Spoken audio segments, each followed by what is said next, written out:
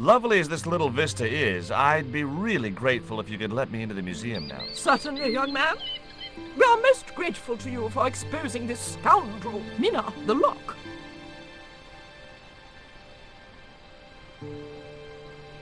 Thanks, ladies. Stobbart, be a pal. Get these harpies off me. Ooh!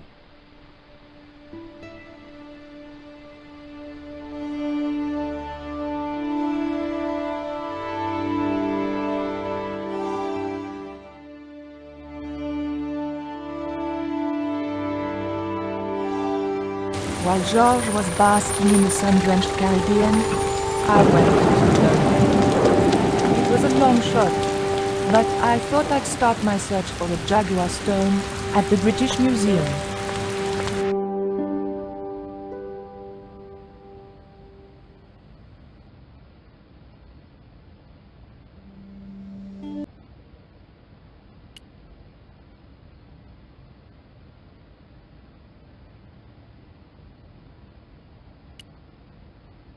It was a stone identical in size and style to the Coyote stone. However, this stone bore the image of a jaguar. The cabinet was locked.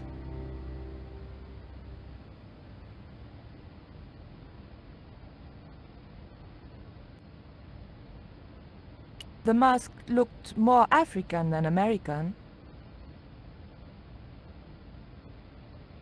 It was a woven wall hanging with a South American design.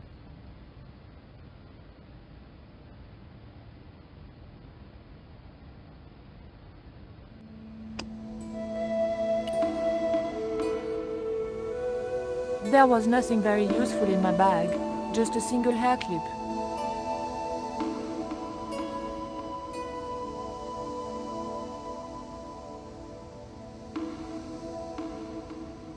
It was a hair clip.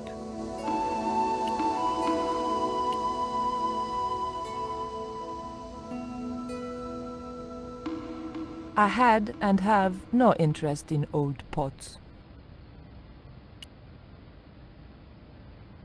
Bonjour. I wonder if you could help me.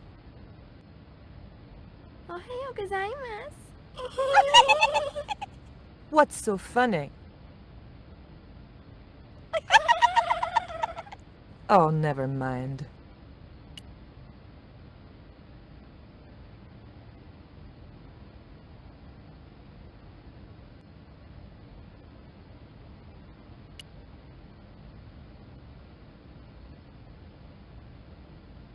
The cabinet contained a dagger decorated with Mayan designs.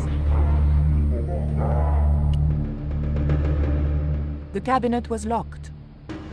The carving looked Buddhist in subject, but Mesoamerican in execution.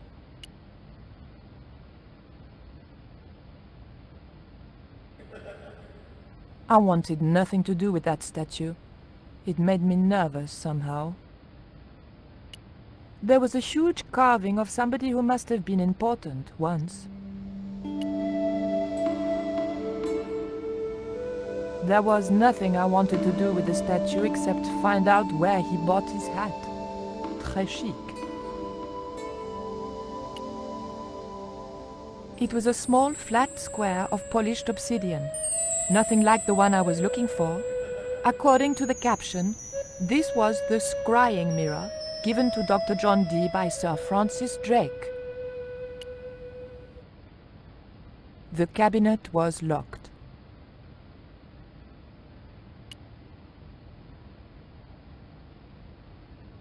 Can I help you, miss? What can you tell me about the scrying mirror? Ah, that belonged to the alchemist and part-time Elizabethan spy, Dr. John Dee. It was brought back from the New World by Sir Francis Drake and presented to him. It's Mayan, you know. What is a scrying mirror? It's rather like a crystal ball, and you can't see anything in it. Apparently, he had a partner who used it to talk with angels. If you ask me, you were barking mad. Have you ever heard of an English sea captain called El Draco? El Draco?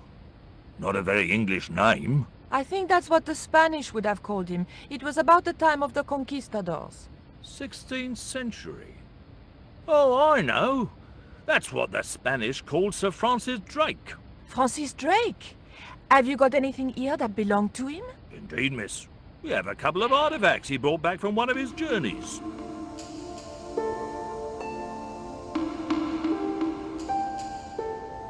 It didn't look anything like the coyote stone. This one was like a little black shaving mirror. Is the scrying mirror the only piece of obsidian Drake gave Dee? Funny you should ask. There's another called the Jaguar Stone. Dee never liked it, though. Said there were angels in the mirror, but devils in that stone.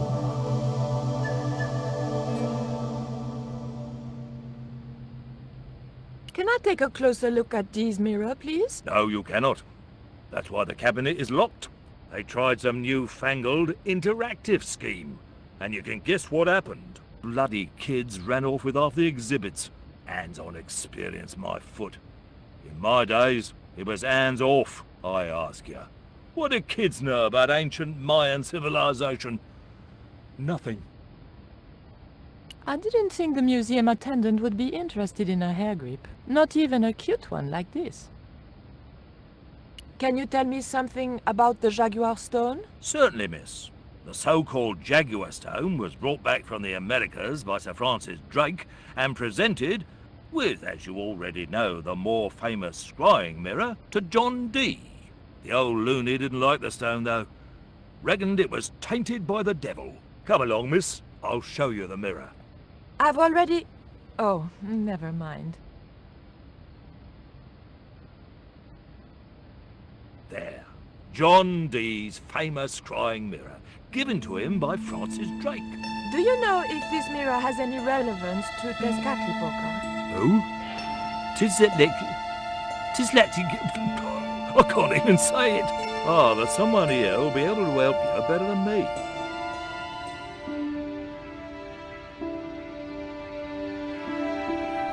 This young lady has some questions to ask, Professor. I think she's from France. Professor Oubier? Eh? What? You two know each other, do you? Excuse me, the telephone.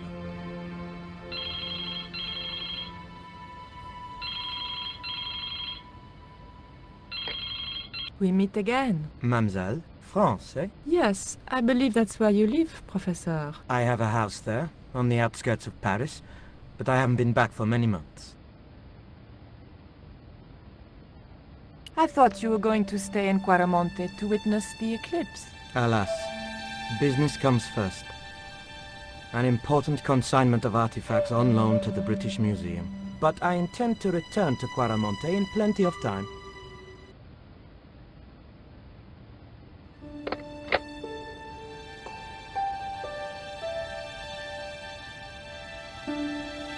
Professor Oubier, your taxi's here. If you'll excuse me, I have some urgent business to attend to at the docks.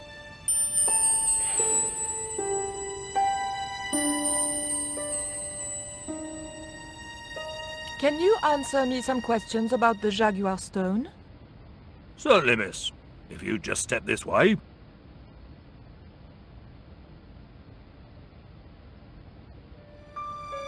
It's gone. Some sods half-inched it. Half-inched? Stolen it, miss. Never mind.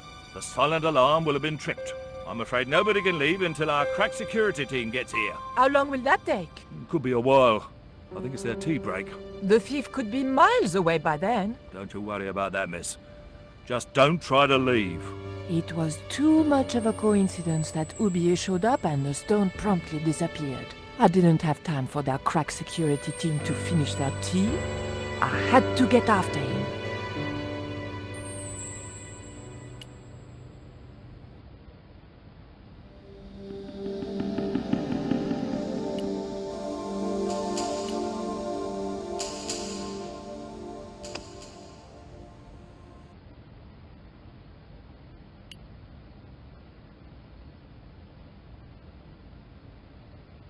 The cabinet was locked.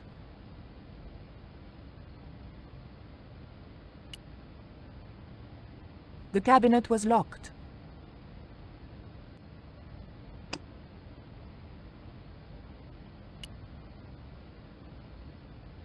The key unlocked the case.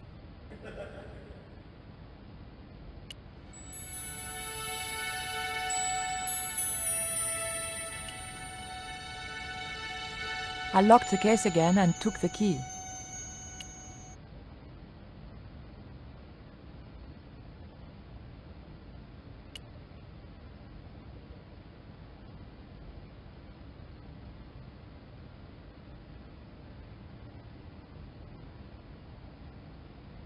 Take a look at this. What are you doing with that? Just looking. What was it used for? It's a sacrificial dagger, and I'd feel a lot happier if you put it down.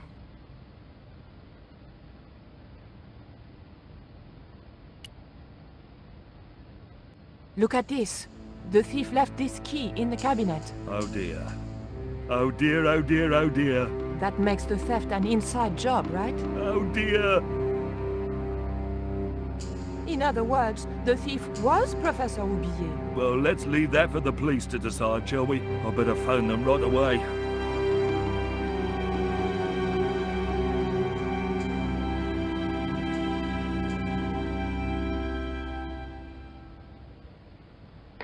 Hello? I knew I had nothing to worry about if the police were called. Yes, I'll hold. But I had to catch up with Oubier, and fast.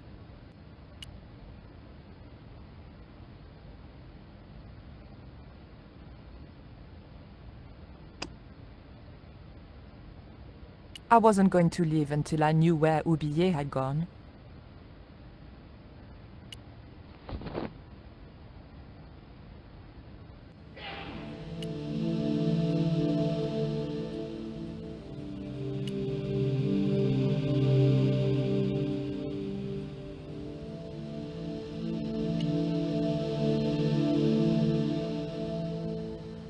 You'll have to be quick, miss. I'm on the phone. Don't you think it's suspicious that Oubier has urgent business at the docks? Not in the slightest, young lady.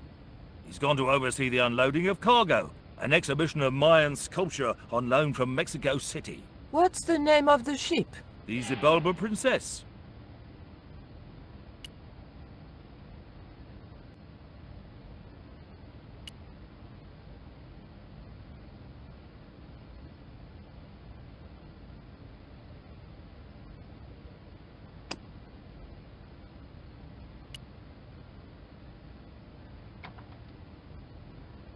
I levered the handle open with the thin dagger.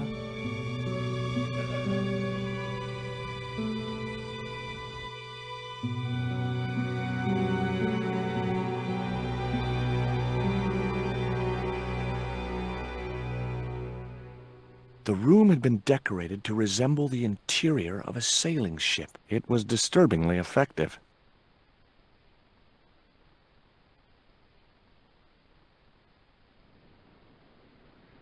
It was a beautifully crafted model of a sailing ship.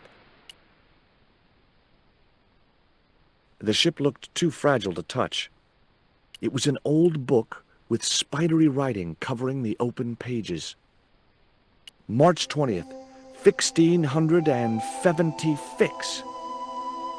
Engaged frigate off Fan Salvador? It was garbage. Huh. I guess being a pirate didn't require too many academic qualifications. The passage went on to describe how Ketch had got wind of the approach of a fleet of English ships. It seemed the new governor had not shared his predecessor's views on Ketch's activities. They were out for his blood. Sailed to that place where I made secure my fortune. I returned safe in the knowledge that the governor shall not discover that which I had hidden. For is it not writ that 'tis easier for a camel to pass through the eye of a needle?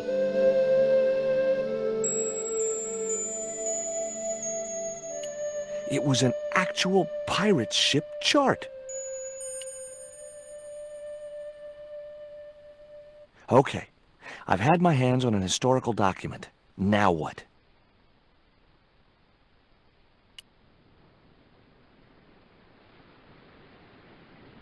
The top surface of the desk had a large recessed area set into it. I guessed it was intended to stop things rolling off in heavy seas. There was also an inkwell, and a few inches away, a small hole with a feather placed in it.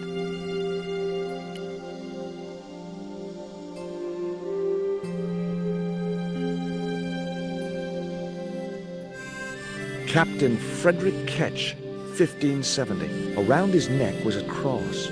Maybe he was a part-time pirate.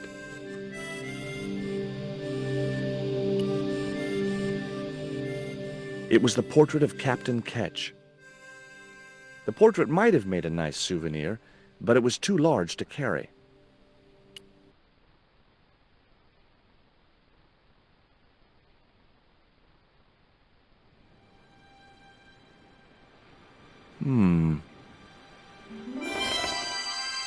Surprise!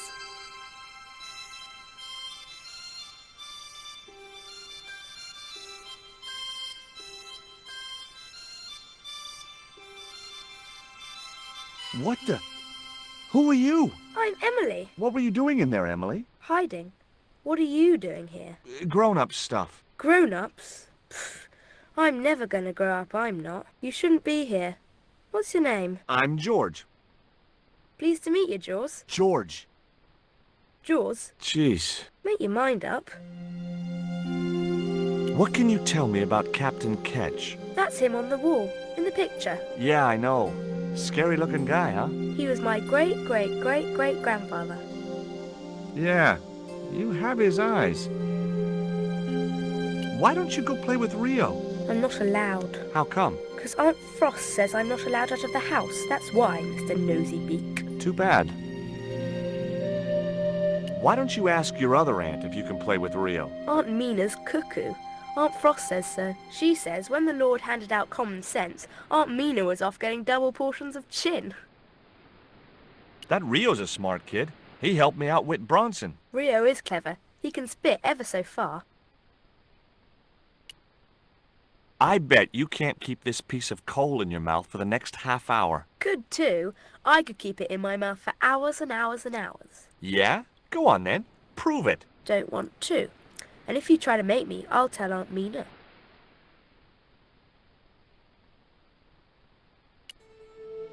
Look, an ancient Mayan stone. Is that a magic stone? Well, I don't know about that. No. Would you like to play darts? No? Oh, come on. I'll throw, you catch. That's dangerous. Darts will stick in me and make me bleed. Do you know how to use a theodolite? We don't learn anything about surveying at my school. Not until 5th grade. That cross you're wearing, Emily, It's my lucky Jesus cross. it's just like the one Captain Ketch wore. Uh-huh. Can I borrow it? Uh-uh. What would you trade for that cross, Emily? A puppy. Well, I don't happen to have a puppy in my pocket right now. Can you think of anything else you'd trade? Don't know.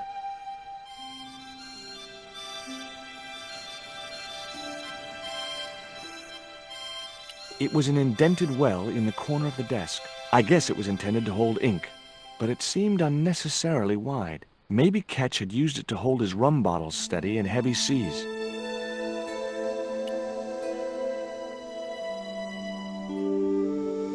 That might come in useful in ticklish situations. What you doing, Jaws? I'm just borrowing this feather, that's all. Why? I might be able to make use of it. You gonna steal it? That's bad. I'm gonna tell on you. No, don't do that. Why not? Well, because I'm not stealing, just borrowing.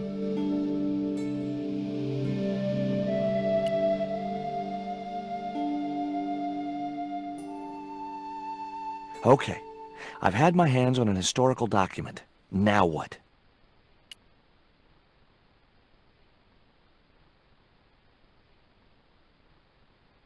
The chart fitted exactly into the recess on the top of the desk. What you doing now, Jaws? Knock it off, will ya? There's something you ought to know. I don't buy cute or lost puppy. I'm putting this old map on the desk What you doing that for, Jaws? because it was obviously intended to fit in this recessed area. How'd you work that out? It's obvious.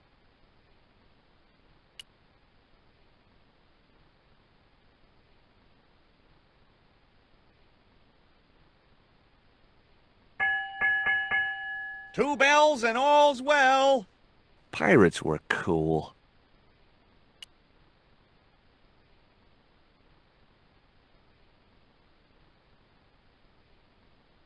It was a neat oil lantern made of brass.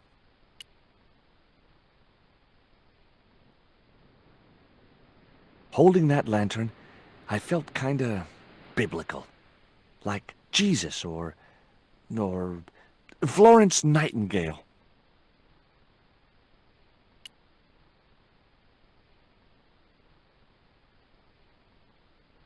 The lantern fitted so precisely in the inkwell, it could only be deliberate. What you doing now? Grown-up stuff. I doubt that. I've put the lantern in the inkwell. See? It fits. Why? Because it was cut to fit. Why? Because sneaky old Captain Ketch made it that way. Why? What is with all the questions? 'Cause I'm interested. Why? 'Cause I have the insatiable curiosity of the young. Why? All right. Truce. Why don't you run along and play? Aunt Mina told me. Stay out of mischief. Well, that doesn't mean you have to stay indoors, does it? On a beautiful day like today? There's a storm coming. Oh, nuts. You don't know that. I do so. I can see the whole world from the window. Yeah, well, like I said, I'm busy. There were several things I wanted to say to that awful kid, but I held my tongue.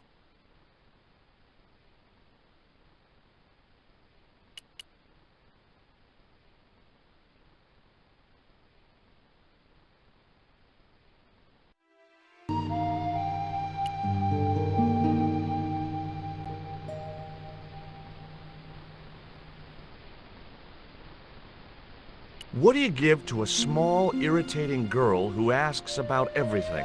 Try a conch. Delicate colors, interesting shape, and when you put it to your ear, you can hear the sea. Yeah, why's that? Usually because you're standing next to it. Cool. Have you got one? Yeah, but I promised it to my sister. She well vexed with me. Why is your sister mad with you? But last night, when I got home with our supper, she went wild. Rio, she said, how come all you ever catch is puffer fish? A sicker puffer fish. What I want is tiger fish. So don't bother come back home till you catch one, boy.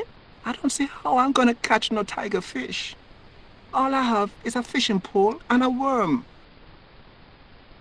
What do you need to catch a tiger fish? One of them real fancy flies like the rich fishermen use. Any use for a quill? What's a quill? It's what people used to write with in Captain Ketch's days. No, I'd sooner be fishing.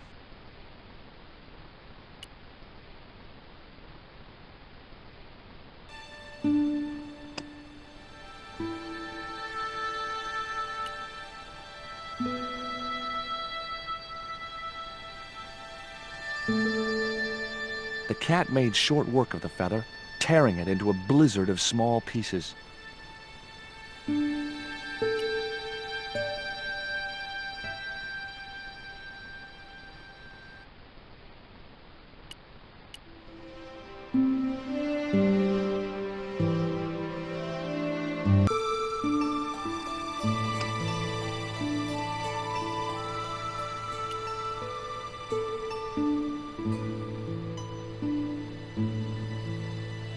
What you got there?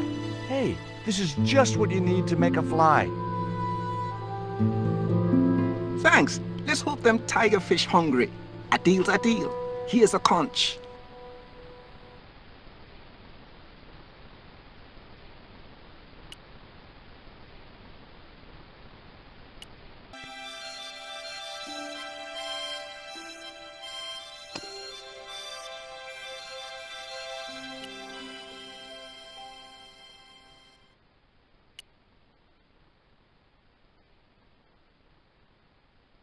Here, I've got a conch. Would you like it? Dunno. Aunt Frost told me never to take presents from strange men. I'm not a strange man. Then why are you called Jaws, Jaws? That's a stupid name. I'm not called... Look, conch, pretty. Swap for the cross, yes or no? Right, this thing's going out the window. Okay, we'll do swapsies.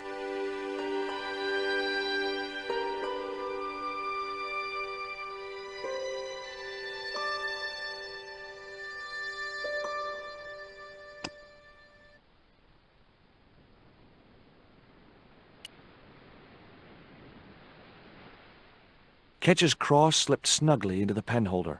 Before you ask, I've put your cross in this little hole in the desk. Why? Impulse mainly, with a dash of irrational intuition. Silly. Only women have intuition. The lantern cast a strong light over the desktop. The light cast a shadow of the cross. And the shadow fell precisely over a small, unnamed island shaped like a skull.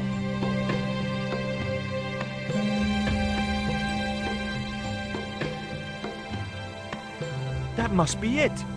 Ketch's Treasure Island. Uh-oh. That's Zombie Island. It's a bad place. No kidding? Well, bad place or not, that's my next port of call. Can I come too? The hell you can. I never get to leave the house.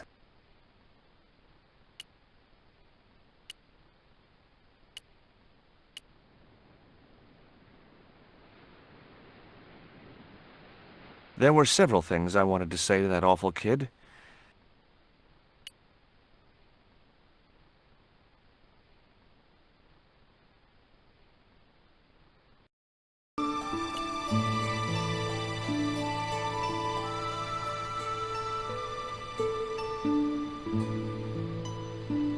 Would you take me to, Zombie Island? In this weather? You're mad, man. The rain will keep the zombies indoors. Just say I did meet a zombie.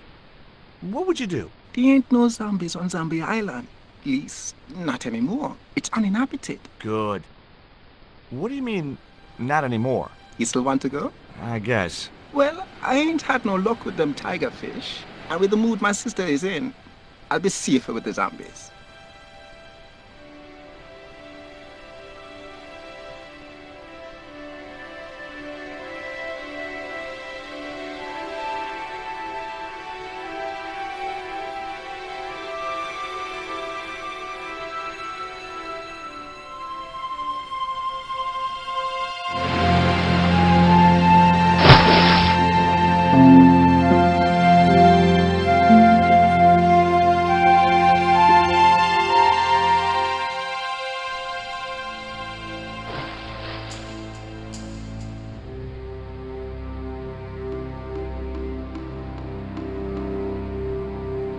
So, this was Zombie Island.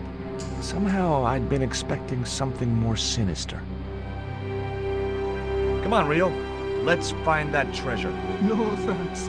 I'm staying right here. Oh, come on. You said yourself there's no zombies left.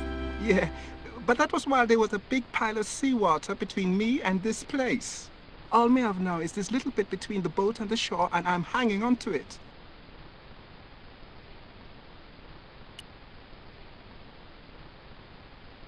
That Emily sure asks a lot of questions. Resic, man, this whole Emily business just isn't funny. Look, we're obviously at cross purposes here. I'm talking about Emily Ketch. Yeah, and so am I. She was my friend. Her aunts hated it, but we did move together, you know. She used to be real keen at hide and seek. It could take hours to find her. One time, the last time, it took days. She must have shouted and screamed herself hoarse, but there was nobody to hear her. Where'd she hidden herself? Captain Ketch's old sea chest. The only way to open it was from the outside. Suddenly, I didn't feel so good. We never exchanged another word about Emily Ketch.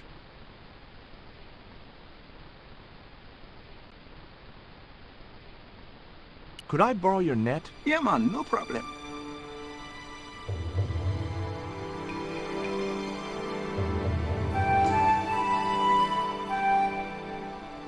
You planning on catching some fish? Nope. I'm after a big rock.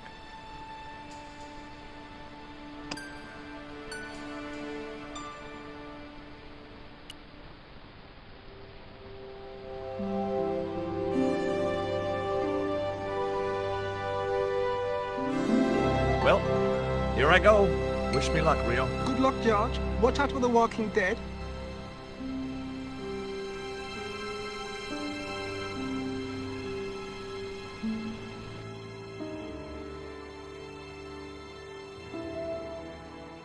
I stumbled down dark stairwells for what seemed like forever, until suddenly I found myself, wow, in an abandoned London Underground station. This place must have been closed down decades ago.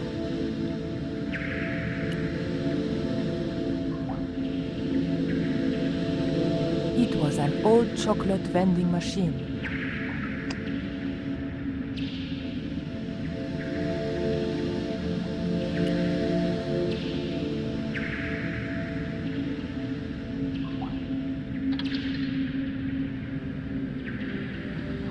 I pushed the hair clip into the slot and whatever was stuck there disappeared into the machine.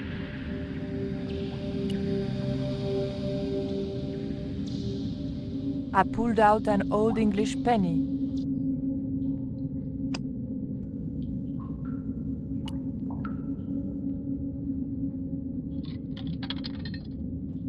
An ancient bar of chocolate dropped into the tray at the bottom of the machine. And as a special bonus, the penny dropped through to the reject bucket.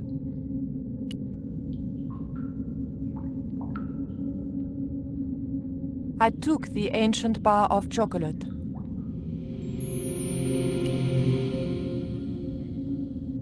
I pulled out an old English penny.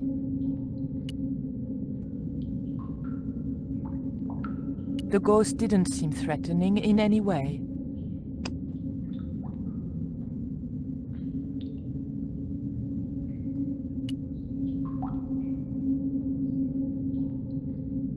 The ghost obviously didn't want to talk.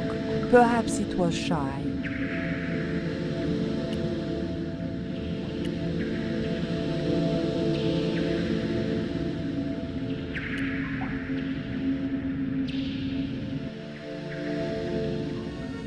Who the hell are you? Joey, is that you? Oh, I remember you now. Hey, listen. Don't go near that hole. Nobody tells Robert Foster what to do, lady. You don't understand. I've played this game before. There's something horrible in that hole. Some beast with tentacles. You're nuts.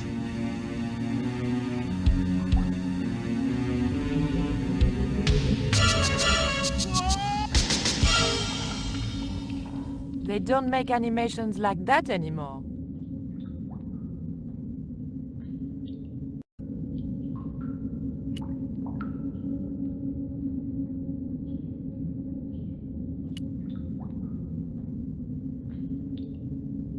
LBS. Lubes? What are lubes? The machine wasn't about to weigh me for nothing.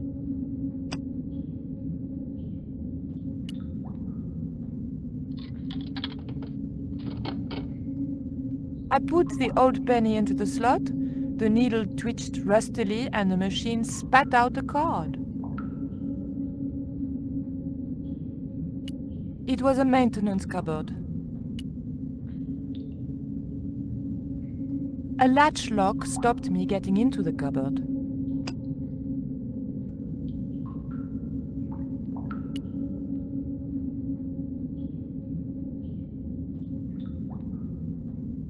The blade of the dagger just fitted between the door and the soft wood frame. The door gave slightly and then held firm. No.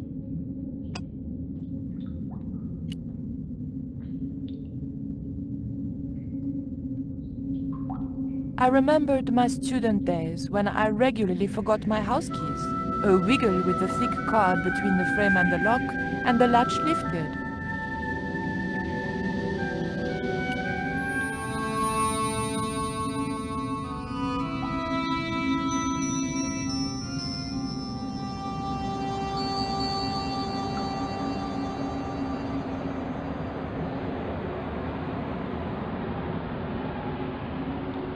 The train was my ride out of there. I could worry about not having a ticket when I got to the docks.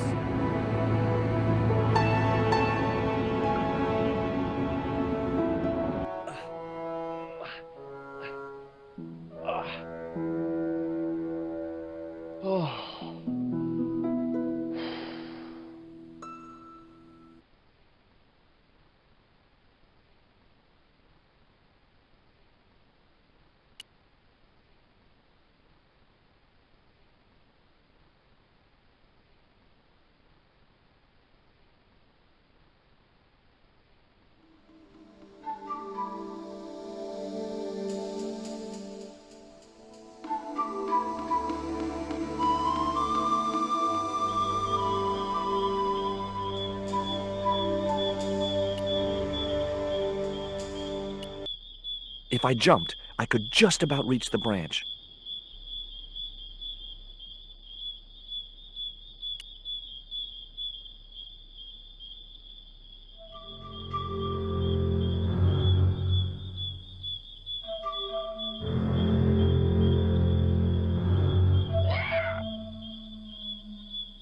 The path was blocked by an ugly and extremely dangerous-looking boar.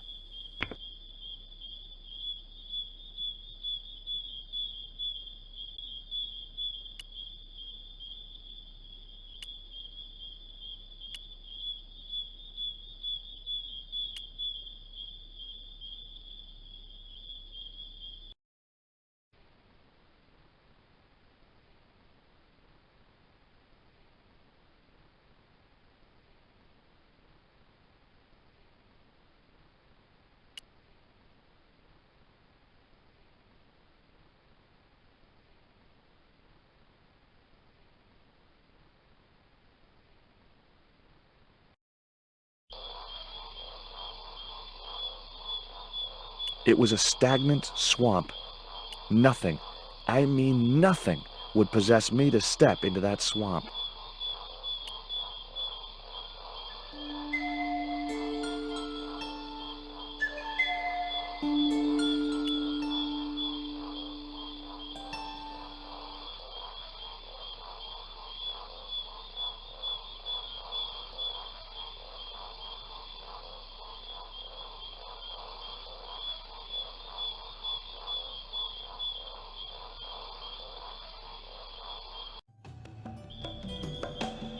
There was something in that hole beneath the rock.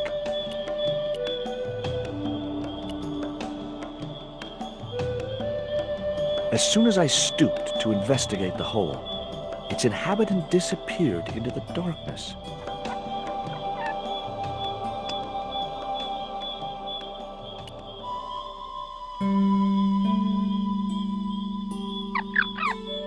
The end of the reed had been neatly bitten off. Now I knew what was living in there. A long-toothed, snarling, furry wild thing.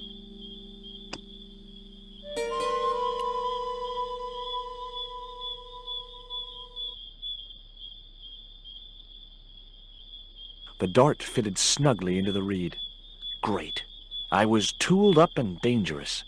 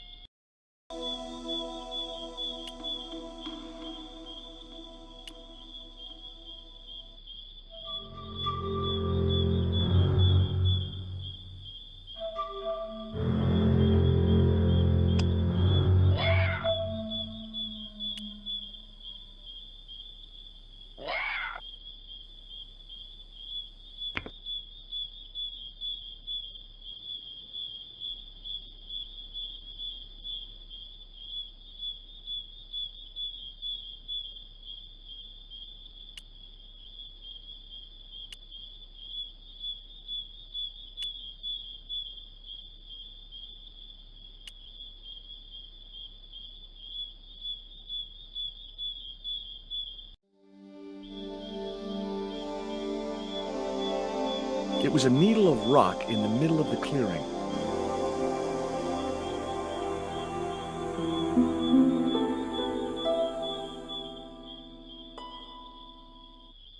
It didn't look like a natural formation. I remembered Ketch's log. For is it not writ that 'tis easier for a camel to pass through the eye of a needle? Seemed pretty relevant now.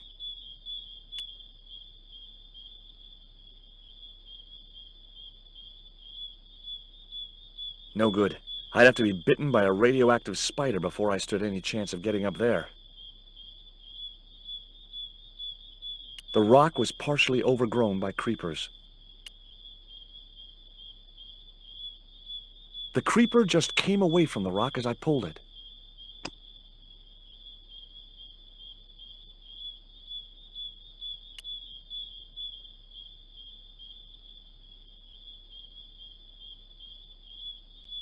The marker clipped firmly onto the net.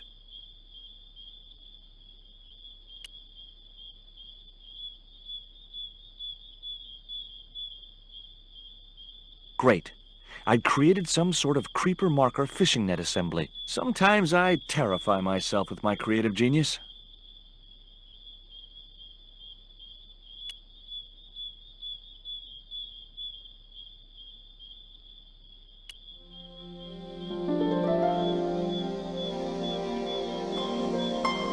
I'd successfully got the marker into a position near the top of the needle simply by using the kind of lateral thinking that can get you institutionalized.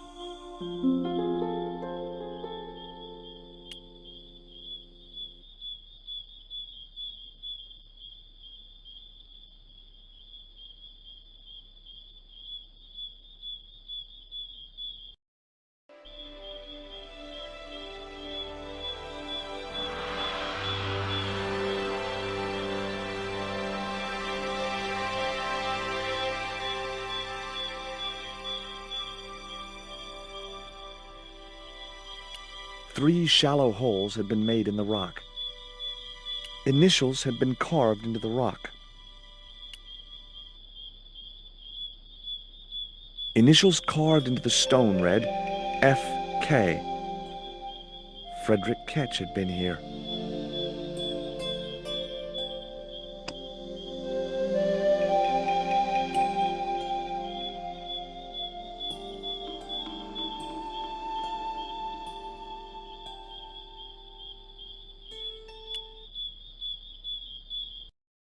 The hill I was on had reminded me of a camel's hump as I'd climbed up it. Now I had to see what I could see.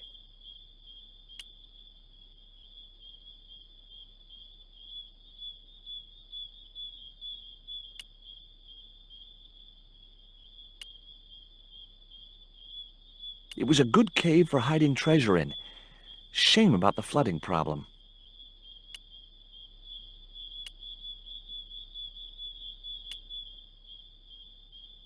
A needle rock.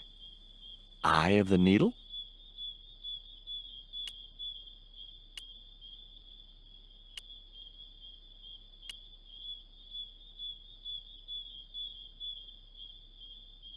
Heck, Ketch could have hidden his treasure anywhere. This island's full of hiding places.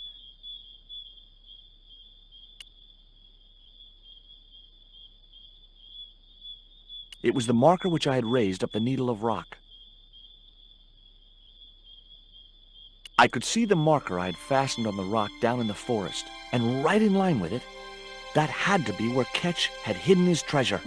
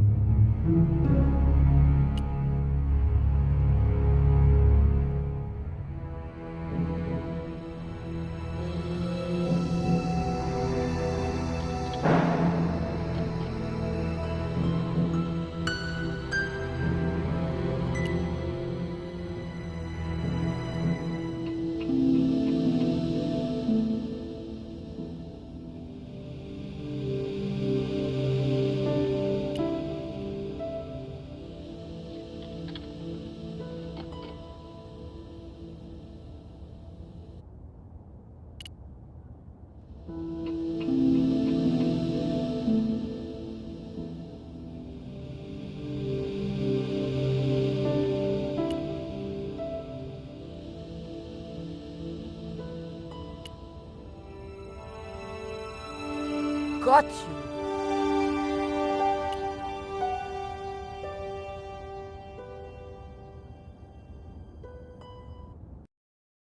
But the Collard woman was there. They'll know it was me. But you have the stone. The right stone, you're sure? Yes, of course, it's the Jaguar stone. No possible mistake. Here it is. Garzak, please. The police will be looking for me soon. You're going to get me out of the country, aren't you? Stop your whining, Oubier. Do you have any idea what this stone symbolizes? I thought you just wanted it to frighten the natives. Fool. I intend to cast this stone into the sea. But why?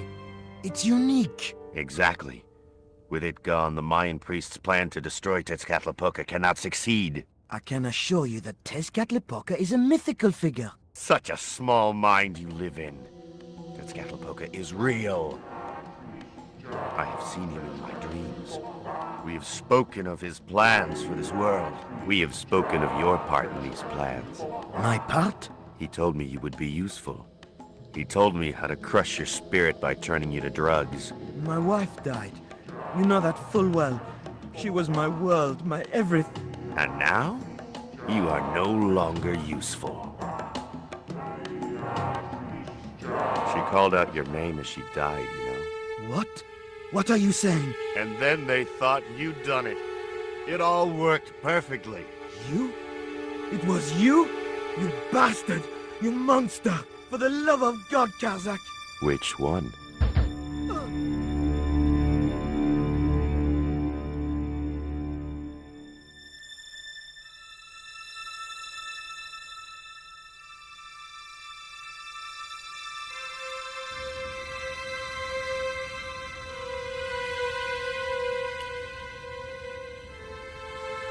There were no signs of life, but I checked that Oubier really was beyond help.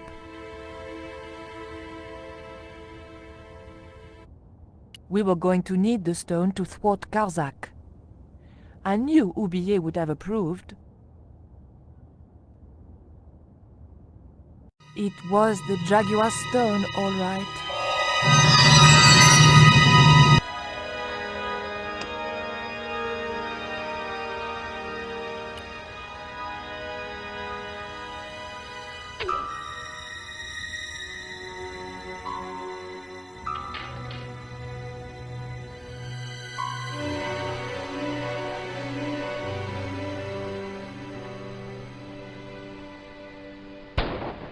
Pirates?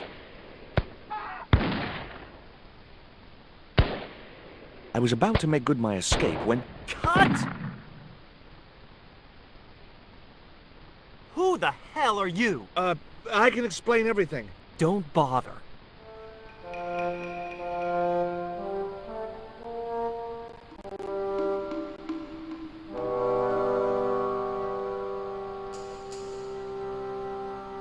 I'm sorry. I didn't realize you were making a movie. So who are you? Stobbart. George Stobbart. 2 B's and 2 T's. It's okay, Mr. Hawks. He wasn't in the shot. Hawks? This had to be Carlton Hawks, the newest enfant terrible of Tinseltown. I'd read about him. Mailroom boy makes good. Nice to know it was still possible to get to be a director armed with only an encyclopedic knowledge of postal charges. Stay out of the way, surfer boy. I'll deal with you later. Surfer boy? Hi, I'm George Stobbart. My name's Harris. Most people call me Flash. You're the cameraman, right? That's right. Why'd they call you Flash? You used to be a stills photographer? Nope. I decided not to pursue the subject. There was nothing else I wanted to ask the cameraman.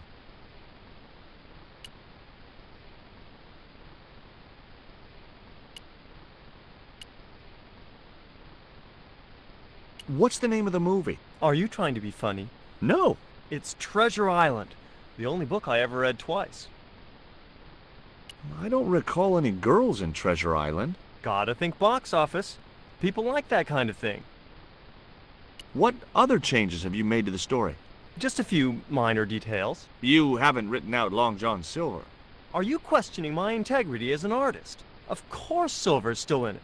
We've even hung on to Captain Flint. His parrot. His trained attack falcon. Why do you think Blind Pew's blind?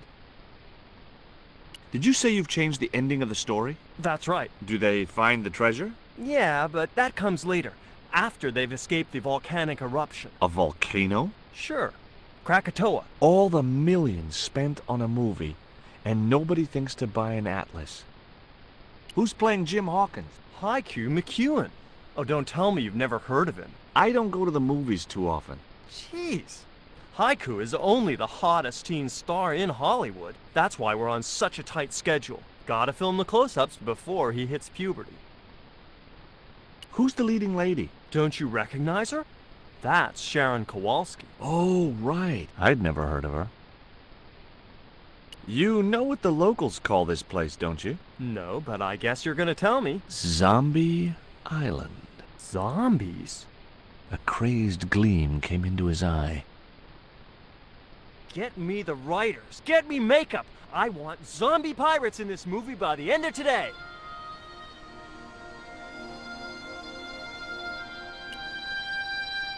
There was nothing else I wanted to ask him.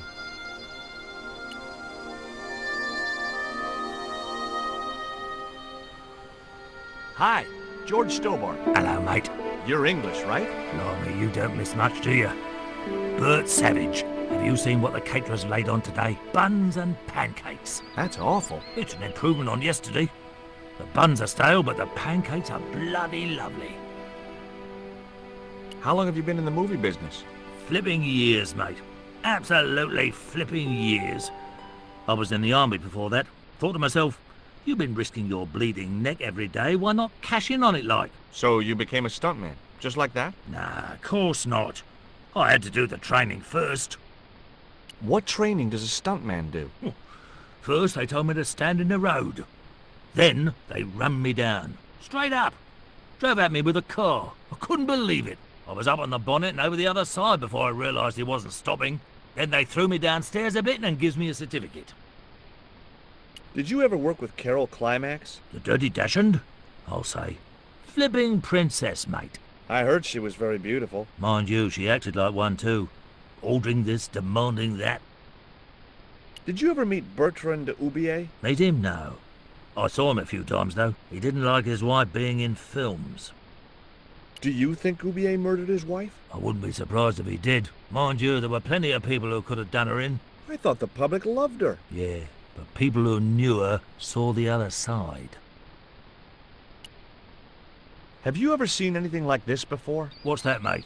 Stone axe? No, it's just a piece of polished stone. Very nice indeed. Shine it up a bit, you get a few bob for that.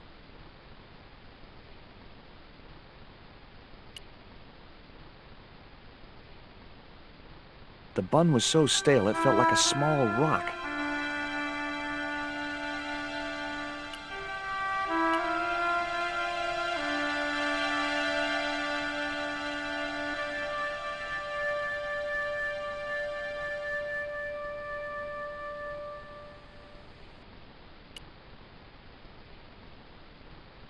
I didn't want another one of the pancakes in my pocket.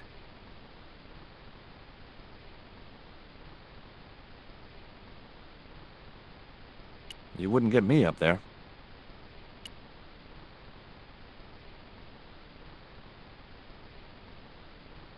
As I walked towards the bush, it started buzzing angrily.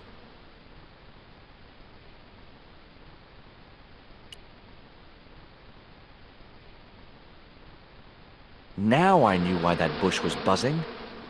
Hornets.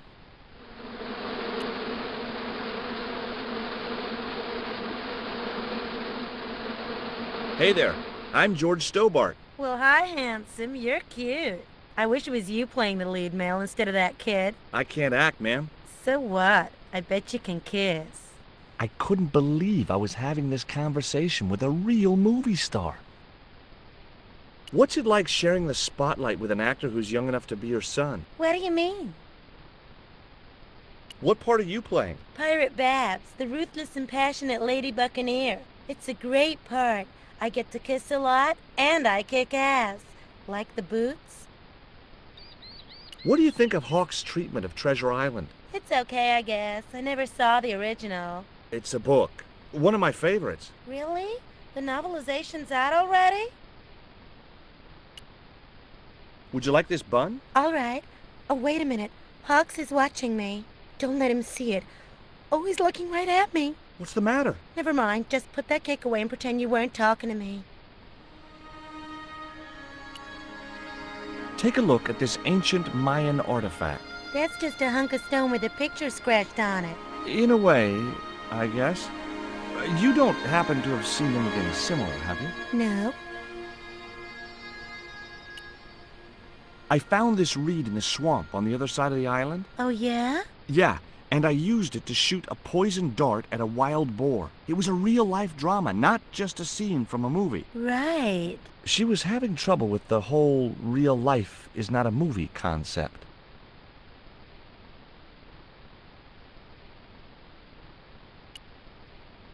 Hi there, George Stobbart. Uh-huh. Yeah. Haiku McEwen. You're playing Jim Hawkins, right? Jimbo. I had Mr. Hawks change his name. Jimbo Hawkins, right. Is your name really Haiku? Yeah. It was my mom's idea, okay? When I was born, I was so small and perfectly formed I reminded her of a Japanese poem. Well, I guess it could have been worse. She could have called you Limerick. That's my middle name. Did you always want to be an actor? I don't think of what I do as acting, man. You're not alone. It's more like I'm the voice of my generation. What I'm saying for the kids on the street. Which is what? I'm crap, I'm going nowhere? Huh? What are you saying, man? Stobbart, get out of shot. Positions, everybody. I'll get a flip chart and explain it to you later, Haiku. Haiku, baby, are you ready? Okay, man. Which scene is this? You've been captured by Silver's accomplice, Pirate Babs, who's fallen in love with you. That whirring sound you can hear? It's Robert Louis Stevenson spinning in his grave. Okay, people, top of page 76, Sharon. What about my big speech? It's been cut. Everybody ready? Up to speed. Quiet on the set. Okay, let's make magic. Oh, please. And action! Why don't you forget that dumb old squire and his bunch of merry men? Can't you see we were made for each other? I know, but Squire Trelawney saved my life, Captain Babs. Why, if it hadn't have been for him, that giant octopus would have made mincemeat out of me. But right now he thinks you're a traitor. He's locked you out of the stockade, Jimbo. That 20-foot-high wall with spikes might have kept out Silver's men, but it ain't gonna stop me. Oh, Jimbo. And cut! Good heavy breathing, Sharon. Natch, I'm a pro. Did you get the heavy breathing, Flash? Did I ever, boss? We should have made this movie in 3D. Haiku, you were great. We're setting up for the stunt now, so get a bite to eat.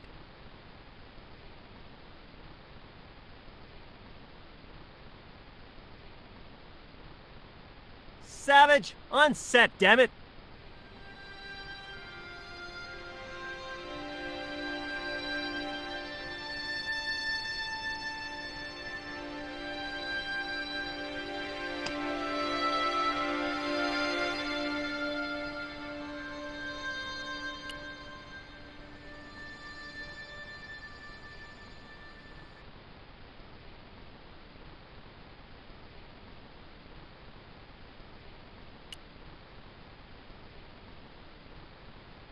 What have you got there? Would you like a pancake, Bert? Don't mind if I do. The pancake oozed maple syrup all over Bert's chins. You put bloody syrup on that pancake. Now it's messed me all up.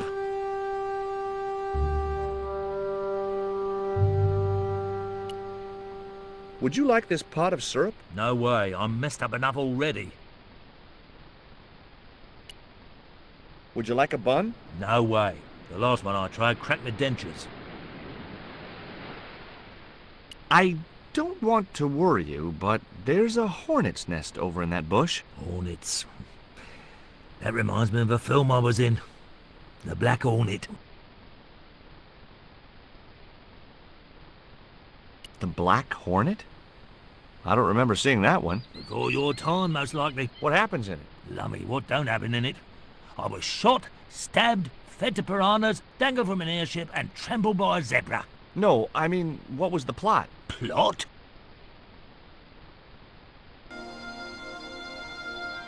Mr. Hawks, I was wondering if... Not now! I got a movie to make. Time for the stunt, Savage. It's a short run, bounce on the plank, and somersault over the spikes and stockade wall. Do what? Plank spikes wall over. Easy, a child could do it. At my age? You must be joking. I could replace you, Savage. Yeah, with an arthritic baboon. Replace me? Lummy, this could be the last stunt I ever perform. I need to think about this. Get myself in the right frame of mind. A suicidal one would fit the bill for that stunt. Fine, you do that. In the meantime, we'll break for lunch. Oh, great. I'm famished. Stay right there and meditate, Savage. Tight-ass little git.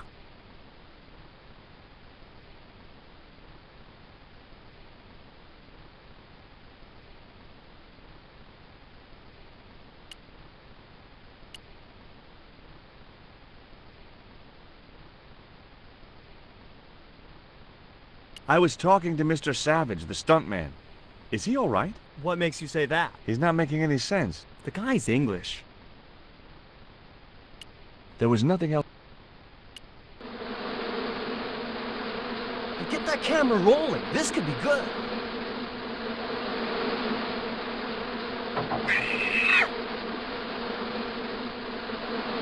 Cut and print it. That was brilliant, folks.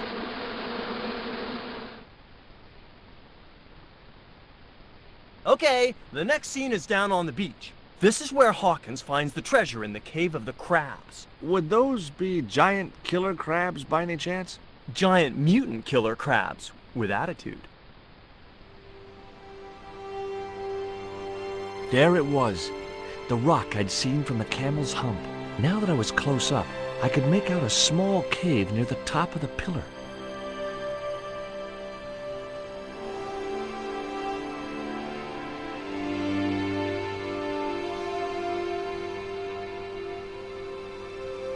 Hey, you! Trouble!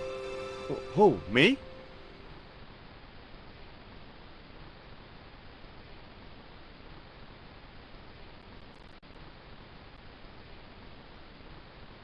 I want you to stay right where I can keep an eye on you. I'm not one of your lackeys, Hawks. I go where I like. Not here, you don't.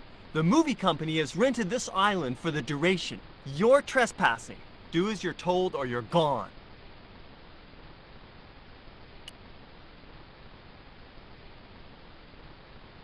Why don't you use that cave up on the rock pillar at the end of the beach? We don't have a stuntman anymore. Hey, I'll do the stunt. I appreciate the offer, but if you fall, you'll sue us. No, I won't. Everybody hear that? I heard it. Good enough, we're covered. Got any experience? Death-defying leaps, desperate fistfights, getting caught in explosions, you name it. Okay, people, move out. We're shooting the scene at the end of the beach. No, we're not. The camera's still bogged down. Shoot, I forgot about that. No go, Stobbart. We'll have to use this cave after all. You don't look happy. Why should I be happy? Look at that cave. It's supposed to be where the treasure is. So? Look at it. It's crap. Does that look like the sort of place anybody would hide treasure? I should have had props build me a proper damn cave. A cinematic cave. What do you mean, a cinematic cave? One with drama. Danger. One that looks like the mouth of a big stone skull would be cool, but I'd settle for drama and danger.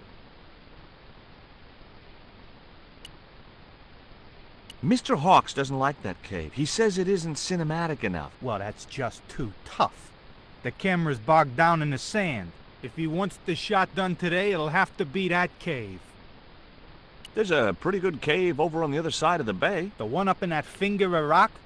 We'd need a stuntman. You got a stuntman. We ain't got no stuntman. Bird injured his back doing that dumb wall jump.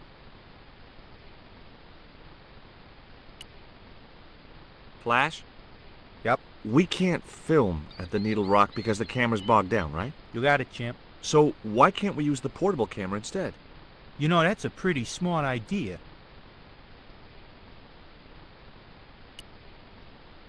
There was nothing else I wanted to ask the cameraman. I didn't know the first thing about using the camera.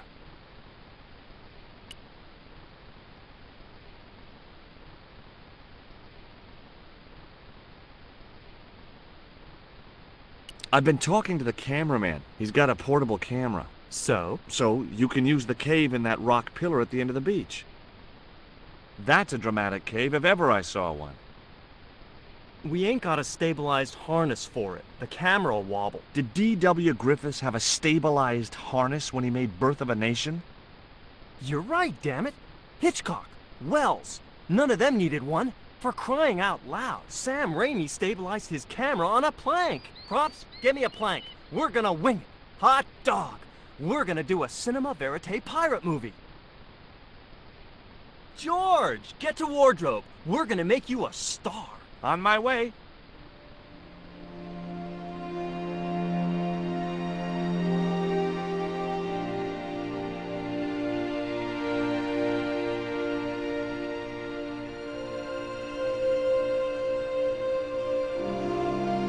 Ready when you are, Mr. Hawks.